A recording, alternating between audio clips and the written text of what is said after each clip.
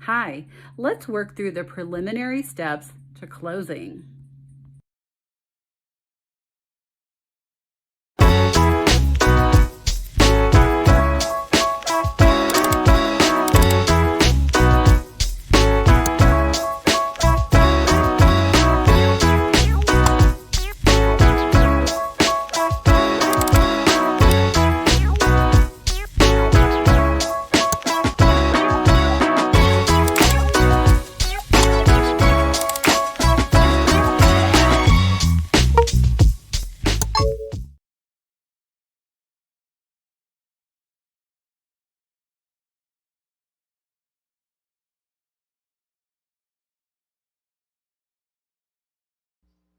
Steps to closing.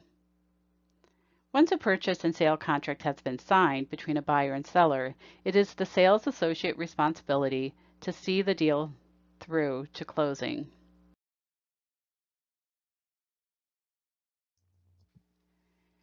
Settlement and title closing defined. The word settlement and title closing refers to the finalization of a property purchase. At the closing, the buyer pays final fees for the purchase of the property. The seller signs the deed transferring ownership of the property over to the buyer, and the seller receives payment for the property.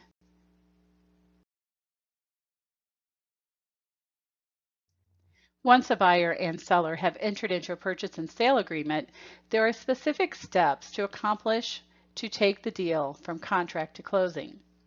Follow the timelines of these steps carefully, as the failure to meet timelines is one of the main reasons that real estate agents find themselves being sued.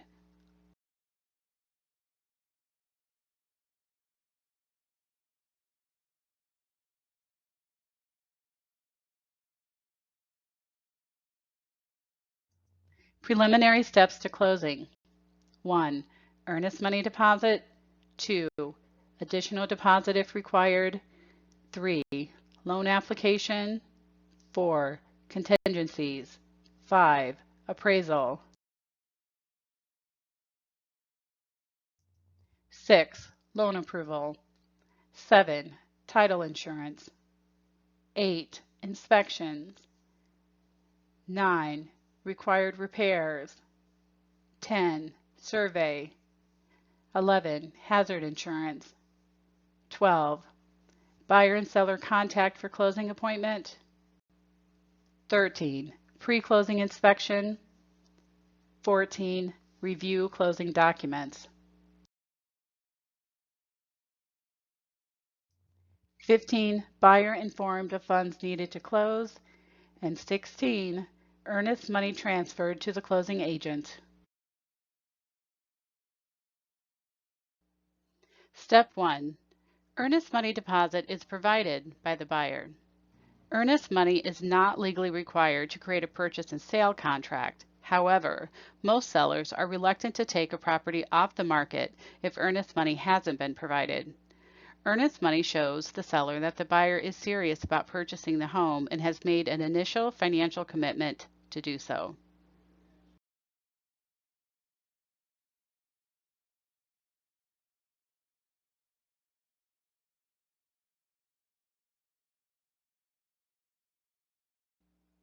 Step 2.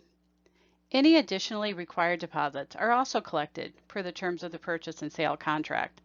There are several reasons why additional deposits would be part of a real estate contract. One might be if the initial earnest money deposit is viewed as small by the seller. The seller may negotiate for the buyer to provide another deposit at an agreed upon date. Another reason might be that the buyer has a delay in access to funds.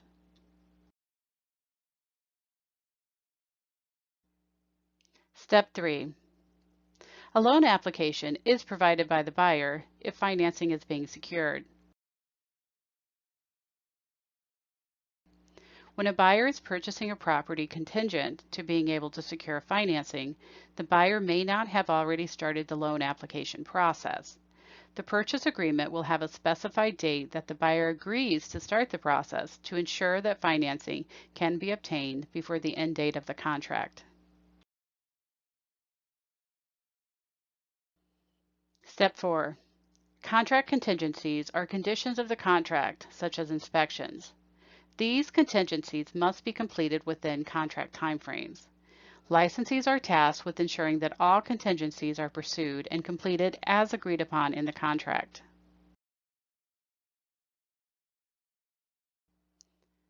Step 5. Appraisals are ordered by the lender to verify the purchase price. Or, buyers may elect to have a contract subject to an appraisal even when a loan is not being obtained. When associated with financing, the lender orders the appraisal. However, real estate licensees must be in communication with the lenders and buyers to ensure that this step is moving forward.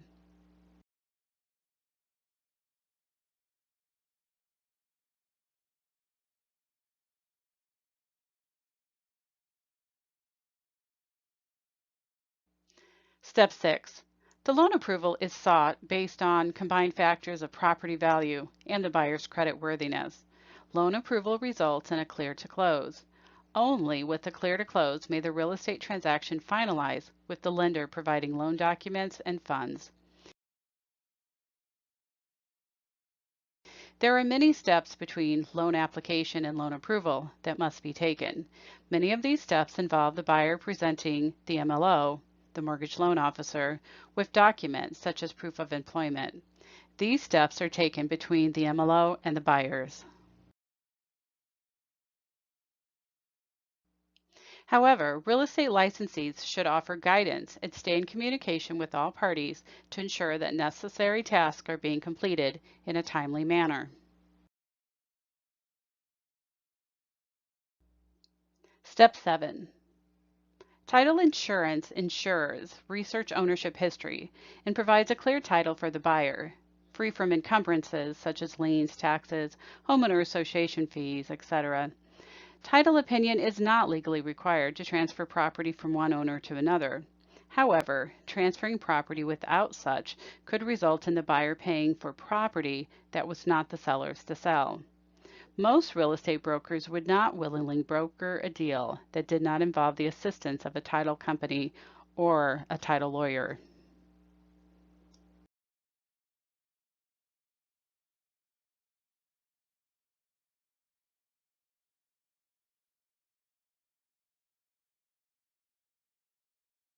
Step 8.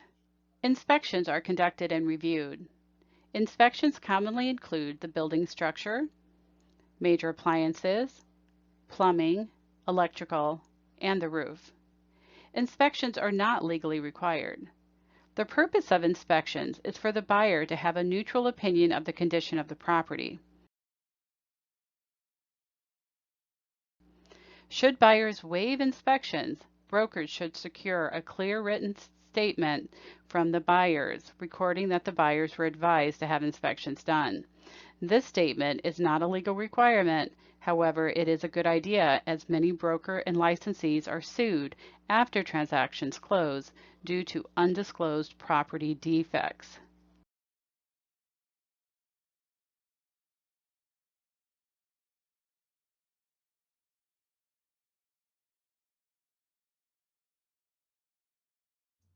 Termite inspection or wood destroying organism, WDO, is another inspection either elected or required in order to complete the sale. Some lenders, such as for a loan from the Veterans Administration, the VA loan, require that a WDO be completed before the property can close. A WDO is looking for evidence of a current insect problem and/or structural damage from the insects.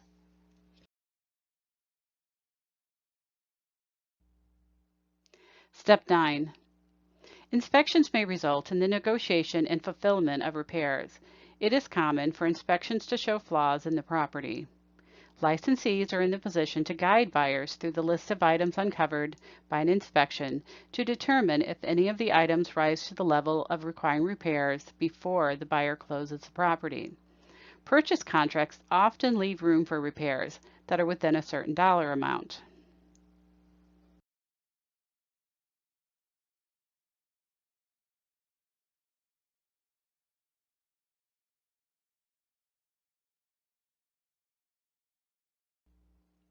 In the absence of this provision or for repairs that are more costly, the decision to demand repairs, or a lesser price for the home purchase, would require that the contract terms be renegotiated. Depending upon the wording of the contract, the buyer may be able to cancel the sale if the repair demands are not met.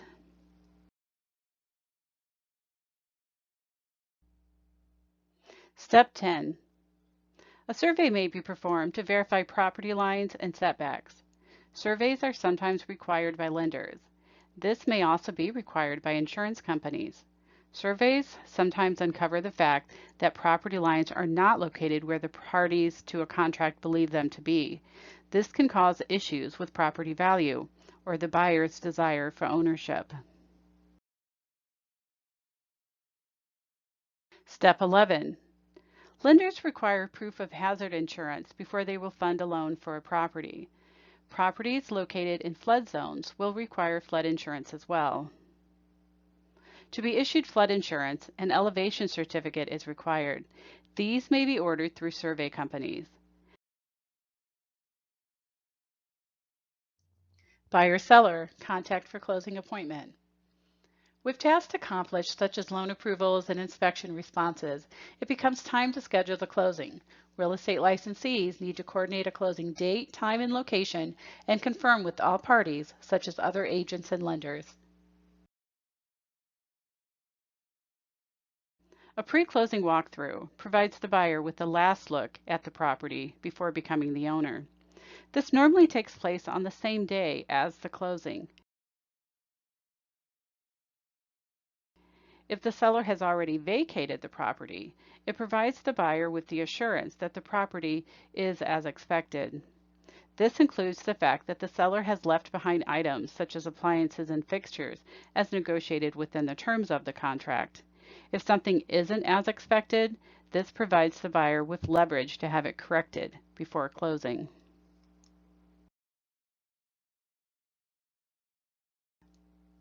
I'd like to share a story to demonstrate the importance of same-day walkthroughs before closing. Imagine a seller moves out of the property. Per the terms of the contract, the seller's washer and dryer is deemed personal property and is to move with the seller.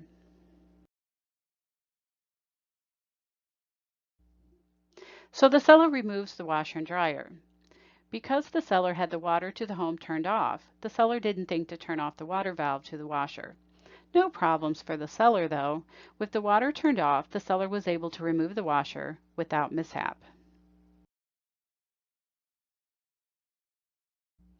However, the buyer arranging to take possession of the property has the water turned on to the property the day of closing. City water workers process the request early in the morning. The water to the home is now on, and the home is now flooding from the valve at the missing washer location.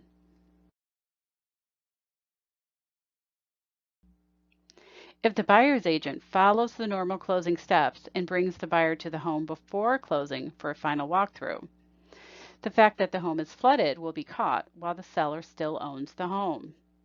But skip this step and instead take the buyer to closing without a walkthrough, the buyer will now own a flooded home.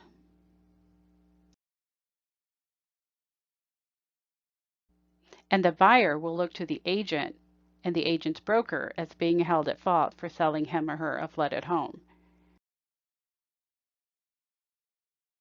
Closing documents are presented and reviewed prior to closing to ensure accuracy of terms.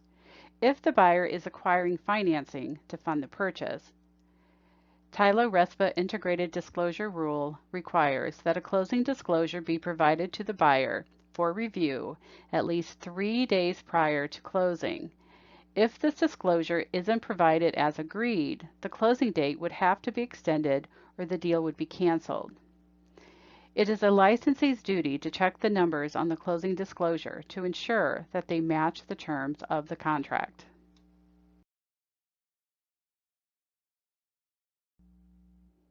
For example, if the contract stated that the seller would pay 3% of the purchase price towards buyer closing costs, then an adjustment for this amount would need to be reflected on the closing disclosure. Note that a HUD-1 settlement statement may be used instead of a closing disclosure if financing is not involved with the deal.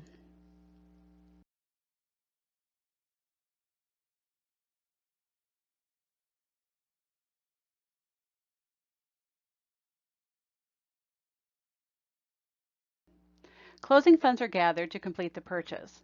Once the figures of the closing disclosure or HUD-1 are verified, the buyer has the final figure to arrange the funds for closing. If the buyer is coming out of pocket, the buyer may be provided with instructions to wire the funds from the buyer's bank to the closing company. A check is rarely accepted. Earnest money held by a brokerage is transferred to be credited as part of the closing funds. Often, earnest money is held from the start by the title company or attorney that handles the closing process. However, if the real estate broker is holding the earnest money in trust, the broker will need to transfer the money to the closing entity so that the funds can be credited to the buyer for closing. It is an important step for licensees not to miss, or closing could be delayed.